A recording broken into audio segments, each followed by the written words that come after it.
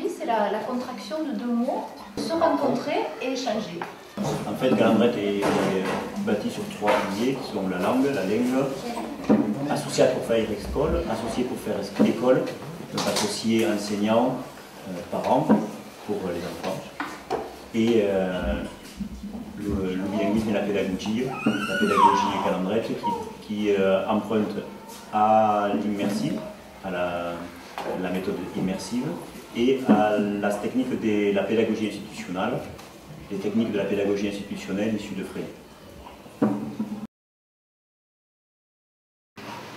Comment se positionne notre école, je m'adresse aux enseignants, par rapport à la compétition et la coopération? On favorise la coopération entre enfants.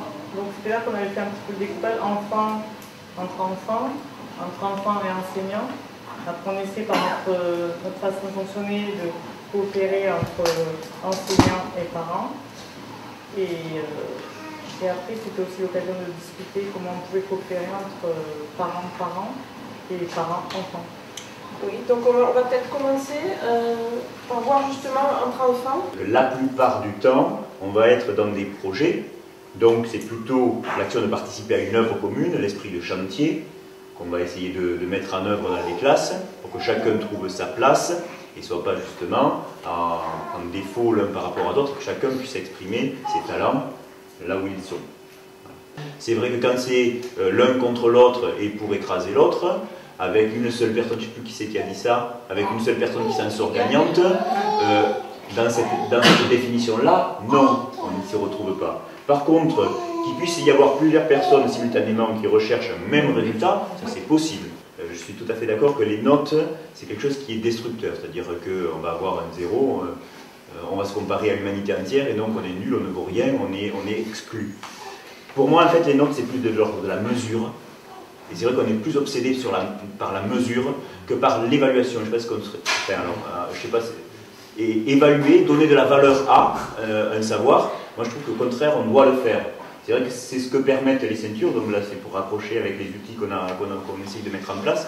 Par exemple, en mathématiques, par exemple, un vert, ça ne va pas donner un droit particulier, si ce n'est que le camarade qui est un jaune va pouvoir demander de l'aide à un vert parce qu'il saura qu'il pourra avoir une réponse. Il ne va pas le demander à un rose puisqu'il saura que de fait il en sait plus que l'autre. Donc ça donne de la valeur à, oui, parce que celui qui est vert, il sait tout ce qu'il sait, et même s'il va pouvoir avoir une mauvaise note, si jamais il est noté quelque part, quelqu'un qui a une ceinture, il va se dire, et de toute façon tout le reste je le sais, donc je ne suis pas nul. Un système des ceintures, c'est l'enfant qui s'auto-évalue à partir d'un champ de compétences? Il y a une partie d'évaluation de formation, puisqu'ils savent ce qu'ils vont passer, ils vont le demander.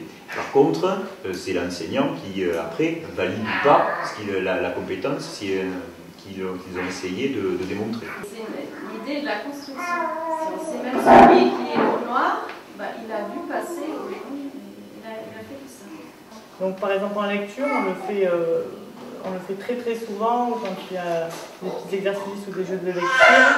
Je vais mettre par deux et celui qui est le plus petit en ceinture va être avec un grand en lecture, donc ça valorise le grand.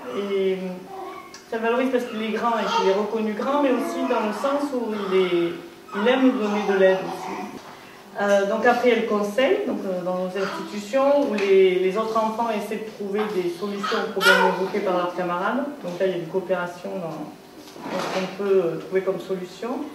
Atelier décloisonné, donc coopération entre les enfants de plusieurs niveaux, entre les petits, les plus grands et les moyens. Donc parrainage des plus petits par les plus grands. Les ateliers, moi par exemple j'anime un atelier vivre ensemble où là vraiment on discute de ce que c'est vivre ensemble et comment on est obligé de coopérer à l'école surtout, et puis après en famille, on élargit la discussion. Après le travail par équipe avec les chefs d'équipe et les enfants, et donc la disposition des tables aussi, le fait que les enfants soient par table de 4 ou 5, on est obligé de coopérer pour les crayons, pour le matériel et pour le travail aussi. En début d'année, bon je parle de ça, c'est normal, mais bon j'avais les petites sections 2 qui étaient déjà là, celles pour certaines l'année dernière, et des petits nouveaux. Et ils ne comprenaient pas. Et en fait, les enfants, c'est vrai, ont cette tendance naturelle à toujours aider. Et encore dans la classe, je le vois. Quand je dis quelque chose et qu'il y en a un qui baille au corneille, qui n'écoute pas, il y en a toujours un pour lui faire la traduction en français. Et qui est là, mais t'as pas compris? Il t'a dit ça. Et c'est vrai qu'ils sont dans l'aide. Et nous, en fait, au niveau de la coopération, c'est vrai, en classe, il y a les métiers, pour les celles qui ne sont pas institutionnalisés, qui ne sont pas posés. Pour l'instant, on essaye de vivre collectivement et de s'apporter le plus de confort qu'on peut. C'est-à-dire, on goûte, qui veut donner les verres. Là, les verres, ils sont sur la table, on ne va pas les laisser. Il faudrait on range les chaises, c'est la fin de la journée, on ne va pas les laisser là. Voilà. Et on a un petit nounours et on s'en occupe. Voilà. J'ai une responsable de l'ours et puis j'en ai d'autres qui sont un petit peu plus petits, qui suivent derrière pour aider. Non, là je pense au métier parce que tout à l'heure on a fait un conseil d'un nouveau métier qui est d'aider les petits à aller à la sieste.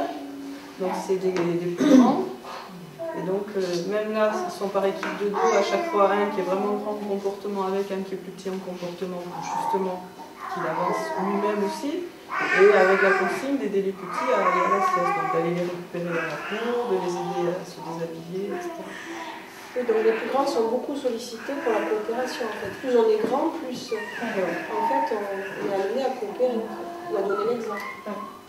Les dessins comptés, je sais pas, ce que j'ai compris, c'est que l'enfant fait un dessin, ensuite avec l'institutrice, il l'écrit, enfin l'institutrice l'écrit, et après il le présente s'il veut, hein, c'est ça? J'ai bien compris, il le présente à la classe, et la classe en choisit un. Et donc, est-ce qu'il n'y a pas un peu la compétition de est-ce que je vais être choisi ou pas choisi, quoi? L'année dernière, on avait le petit journal où les textes des enfants étaient imprimés. Il y avait effectivement le nom de l'enfant et sa classe derrière. Et moi, la première fois que j'ai vu le nom de mon fils dans le journal, donc je regardais avec lui, je dis « Ah, c'est toi qui as écrit ce texte, c'est super, on va lire ensemble et tout ça. » Il me dit « Mais non, maman, c'est pas moi qui ai écrit le texte, c'est la classe et moi. » Donc c'était tout à fait clair dans son esprit, quoi. Il n'y avait pas de doute sur ça. Si la recherche simultanée du même résultat, c'est le bon texte, c'est-à-dire un texte agréable à entendre, à écouter et donner du plaisir aux autres après pour l'échanger, je trouve que c'est très bien comme compétition. Par contre, si la compétition c'est simplement être choisi, là c'est pas bon. Et en fait, tout notre travail, c'est celui-là. Pour passer justement la relation parent-enseignant, la Calandra a choisi en fait de pratiquer la coéducation, c'est-à-dire qu'elle encourage les parents à vraiment s'impliquer dans l'apprentissage de leurs enfants, à se mettre en contact avec les enseignants. Qu'est-ce que vous en pensez de cette façon de faire? On a l'accès dans la classe, même si on ne va pas forcément dans les professeurs. Dès chaque fois que j'ai adressé la parole à Philippe ou à Barbara, j'avais presque l'impression que c'était eux qui voulaient plus parler que moi. Enfin, moi j'étais gênée un peu de leur prendre leur temps.